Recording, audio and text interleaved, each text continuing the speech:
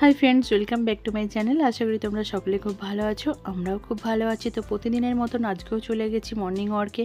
গঙ্গার ধার দিয়েই আমরা হাঁটি।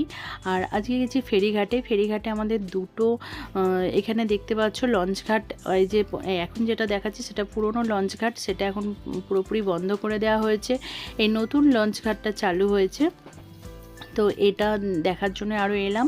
তো অনেক দিনই, বেশ কয়েকদিনই চালু হয়েছে। তো গঙ্গার ঘাটটা দেখো কত সুন্দর লাগছে সকালবেলাতে। এখানে সবাই গঙ্গা স্নান করছে। তারপরে এখানে যে গাড়িগুলো দেখছো সেগুলো কিন্তু সবাই পুজো দিতে এসেছে বড়মার মন্দিরে, তারা রেখে গেছে। এখানে দেখো সোমনাথ চলে গেছে চা নিতে। তো আমাদের দুজনের চা চলে এসেছে। এখানে হচ্ছে আমরা নিয়েছি লিকার চা, আর সঙ্গে নিয়েছি একটা করে এই যে সুন্দর বিস্কুট। তো আমরা চা বিস্কুট খাবো দুজনে মিলে। এখানে একটুখানি থাকবো দাঁড়িয়ে। গঙ্গার এত সুন্দর হাওয়া দেয় সকালবেলায়, পরিবেশটা এত ভালো লাগে। সব সময় পরিবেশটা এখানকার সুন্দর, একটা সুন্দর হাওয়া দেয়, ঠান্ডা, ভীষণ ভালো লাগে। ছেলে পড়তে চলে গেছে আর আমরা দুজন হাঁটতে বেরিয়েছি। হাঁটতে বেরিয়ে একটুখানি এখানে দাঁড়িয়ে একটু গল্প টল্প করে তারপরে আমরা আস্তে আস্তে বাড়ির দিকে রওনা দেব।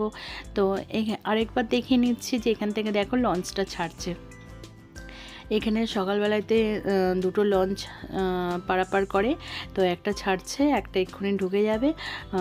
এ ছাড়বে, ও ঢুকবে। আমাদের ওপারে হচ্ছে চুঁচুড়া, এপারে হচ্ছে নৈহাটি। তো দেখো ছাড়ছে কত মানুষ। এখানে সকালবেলাটা বেশিরভাগ ভিড় থাকে, স্কুল বাচ্চারা স্কুল যায়, চুঁচুড়াতে যারা যারা পড়তে যায় আর যারা ডেলি প্যাসেঞ্জারি করে ওখান থেকে এখানে আসে, নৈহাটি শিয়ালদা যাতায়াত করে, তাদেরই ভিড়টা সকালে বেশি থাকে।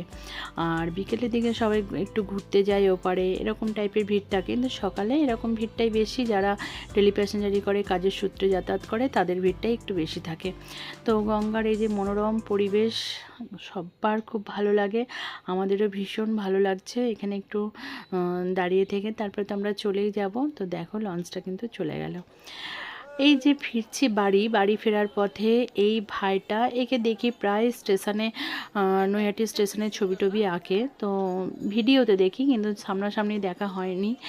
আজকে যেতে গিয়ে দেখি বড়মার এখানে মন্দিরের কাছে যে লাইন হয় ভক্তগণের, সেই লাইনের কাছে এসে ও কিন্তু সুন্দর ছবি আঁকছে। ওর হাতের লেখাটা কত অপূর্ব দেখো। ও কিন্তু হ্যান্ডরাইটিংটা ভীষণ সুন্দর, আর সুন্দর ছবি আঁকে। কিন্তু এখানে ও ছবিগুলো এঁকে কিন্তু রেখে দেয় না, ছবি সবাই দেখে নিলে ও কিন্তু সুন্দর করে আবার মুছে দেয়। যেহেতু ঠাকুরের ছবি আঁকে তাই সুন্দর মুছে দেয়। এখানে খুব সুন্দর একটা কথা লিখেছে, আমাকে একটা টাকা দাও, ভাত খাবো। তো এখানে ডন্ডিও কাটা হচ্ছে দেখো। তো বাই বাই সকলকে।